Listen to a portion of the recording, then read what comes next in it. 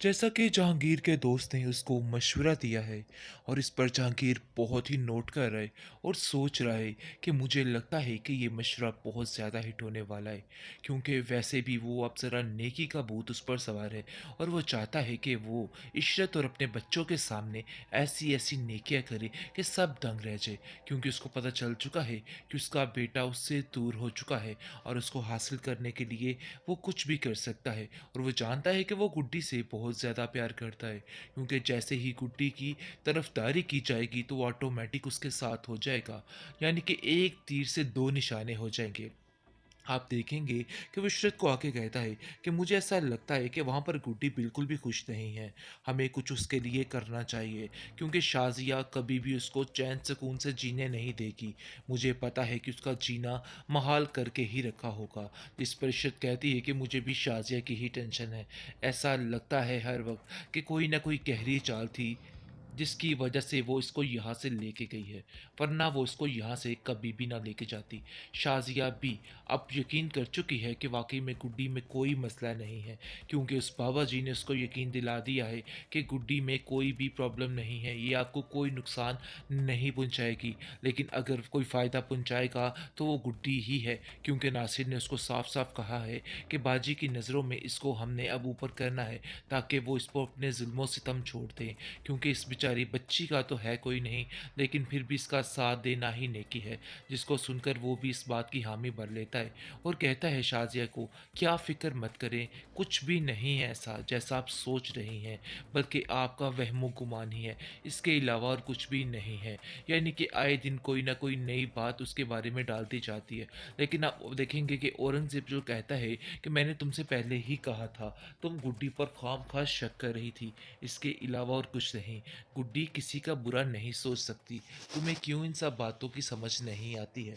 इस पर वो कहती है कि आपकी बात बिल्कुल ठीक थी, काश मैं आपकी बातों पे यकीन कर लेती, लेकिन अब मुझे पता चल चुका है, क्योंकि अहमद भी ये बात अपने बाप से कह चुका है कि ये पीर साहब बिल्कुल ठीक है और इनमें वाकई कोई ना कोई ऐसी बात ज़रूर है जो ये है कि कह आइंदा रहे। से वो तुमसे कभी बदतमीजी नहीं करेगी और तुम पर कभी किसी काम का बोझ नहीं डालेगी। लेकिन गुड्डी बहुत ज़्यादा परेशान हो चुकी है और उसको समझ ही नहीं आ पा रही, और वो सोचती है कि काश वो अपनी खाला के घर से आती ही ना, उसके पास ही रहती। आखिर कैसे वो चच्ची जान की बातों में फिर आ गई और फिर दोबारा से इसी जहन्नम में आ गिरी। लेकिन अब कहती है कि पछताने का कोई फ़ायदा नहीं, और स्वीटी को कहती है कि पता नहीं इन सब बातों का हल क्या है, मुझे तो कुछ समझ नहीं आ रही है। ऐसा लगता है कि चच्चा जान भी चच्ची के साथ मिले हुए हैं और इनका आपस में एक ही मकसद है, लेकिन जानबूझकर मुझसे ऐसे ये सारी हरकतें इसलिए की जा रही हैं ताकि मुझे महसूस ना हो। लेकिन कहीं ना कहीं वो ये बात जान चुकी है। आप देखेंगे कि जैसे ही ये पीर उनके घर आ जाता है, शाज़िया की तबीयत दिन ब दिन काफ़ी ख़राब रहने लग जाती है और वो काफ़ी ज़्यादा उचाट भी रहने लग जाती है, क्योंकि वो उसके ज़हन से निकालने की कोशिश कर रहे हैं कि आपके घर में कुछ नहीं है, और वो स्वीटी के बारे में कुछ भी उसे नहीं बताता है, क्योंकि वो जानता है कि अगर स्वीटी के बारे में कुछ ऐसा बता दिया तो मामला काफ़ी गड़बड़ हो जाएगा। इसलिए वो गुड्डी को कहता है, गुड्डी बेटा क्या तुम मुझे बता सकती हो कि असल माजरा है क्या, ये स्वीटी कौन है और क्या कर रही है, आखिर कुछ ना कुछ तो गड़बड़ ज़रूर है। जिस पर स्वीटी इनका गुड्डी इनकार कर देती है और कहती है कि नहीं, मैं स्वीटी के बारे में कुछ नहीं बताऊंगी, मैं बस इतना जानती हूँ कि ये मेरी मामा का दिया हुआ आखिरी तोहफा है, इसके अलावा कुछ नहीं। ड्रामा सीरियल गुड्डी की नेक्स्ट आने वाली एपिसोड काफ़ी इंटरेस्टिंग है। नाजरीन, जैसा कि शाजिया ने बुरा चाहा है इस बेचारी मासूम बच्ची का, और उसको उसके लिए यानी कि तरह तरह के बुरे रास्ते इख्तियार कर रही है, लेकिन वो नहीं जानती कि ये रास्ते उसके लिए ही आसान हो रहे हैं और इसकी हर मुश्किल, हर परेशानी बहुत जल्द दूर हो रही है। क्योंकि जैसे ही नासिर घर में आ चुका है, वो देख रहा है कि उसकी बहन शाजिया उसके साथ बहुत बदतर सलूक कर रही है।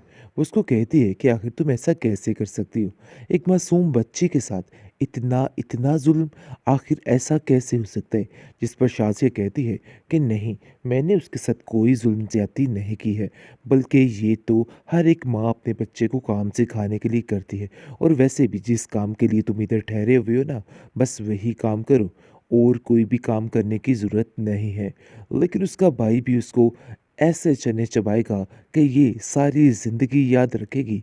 आप देखेंगे कि शाज़िया को दिन ब दिन इतना बेवकूफ़ बनाया जा रहा है कि वो समझ ही नहीं आ पा रही उसको कि आखिर क्या मसला है और क्या नहीं है। और उसको जैसा-जैसा बताया जा रहा है, वो वैसा ही समझी जा रही है। लेकिन गुड्डी को ऐसा महसूस हो रहा है कि जैसे उसका कोई अपना इस घर में मौजूद हो, जिसकी वजह से वो काफ़ी खुश होती है। आगे से शाज़िया कहती है कि देखो, तुम्हें ज़्यादा खुश होने की ज़रूरत नहीं है। ये मत समझना कि तुम्हें इसकी सपोर्ट मिल गई है तो तुम्हें सब कुछ मिल जाएगा। देखो भई, ऐसा वैसा कुछ नहीं होने वाला। मैं तुम्हें बार-बार एक ही बात समझाने की कोशिश कर रही हूँ। जल्दी-जल्दी अपने काम को निपटाओ और हमारी ज़िंदगियों से दूर हो जाओ।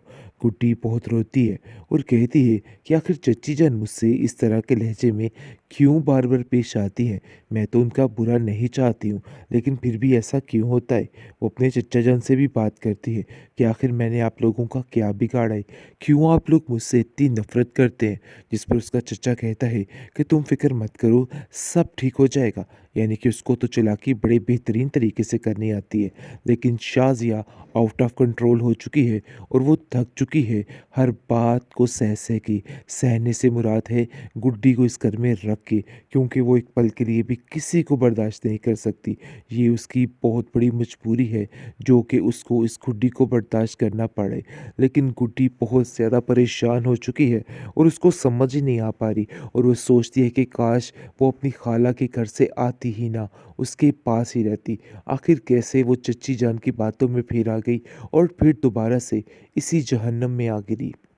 लेकिन अब कहती है कि पछताने का कोई फ़ायदा नहीं और स्वीटी को कहती है कि पता नहीं इन सब बातों का हल क्या है, मुझे तो कुछ समझ नहीं आ रही है।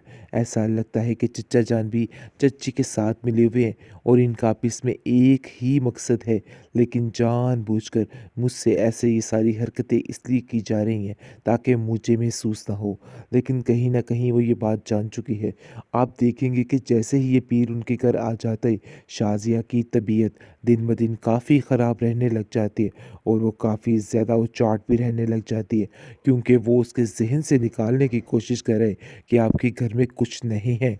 और वो स्वीटी के बारे में कुछ भी उसे नहीं बताता है, क्योंकि वो जानता है कि अगर स्वीटी के बारे में कुछ ऐसा बता दिया तो मामला काफ़ी गड़बड़ हो जाएगा। इसलिए वो गुड्डी को कहता है, गुड्डी बेटा, क्या तुम मुझे बता सकती हो कि असल माजरा है क्या? ये स्वीटी कौन है और क्या कर रही है? आखिर कुछ ना कुछ तो गड़बड़ ज़रूर है।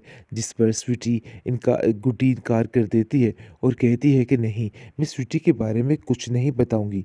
मैं बस इतना जानती हूँ कि ये मेरी मामा का दिया हुआ आखिरी तोहफा है, इसके अलावा